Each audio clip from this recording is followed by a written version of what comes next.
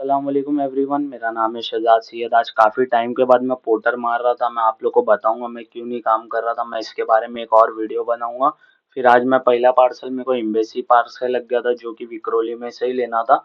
घर के पास ही था, तो ये पार्सल भी मैं पिकअप कर गया था। और पेट्रोल की कमी थी गाड़ी में, तो पेट्रोल भराया। फिर देखा तो पीयूसी ख़त्म हो गई थी, पीयूसी भी निकाल लिया था। फिर मैं निकल गया नवी मुंबई के लिए, जिसको मेरे को फेयर दे रहा था 302 रुपये। तो ये पार्सल लेके मैं निकल गया था। अच्छा खासा लंबा था, 28 किलोमीटर था। फिर लोकेशन पे पहुंच के ये पार्सल भी डिलीवर कर दिया था।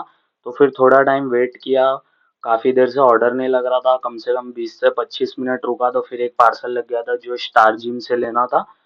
सीवुड जाके लिया था ये पार्सल भी। फिर मैं निकल गया विक्रोली के लिए। नसीब इतनी अच्छी थी कि विक्रोली का ही पार्सल लग गया था। और आज मैं ज़्यादा पार्सल नहीं मार रहा था, क्योंकि रमज़ान का टाइम था और धूप भी काफ़ी थी। इसलिए मैंने आपको पहले भी बता दिया था कि मैं आज ज़्यादा पार्सल नहीं मारने वाला हूँ।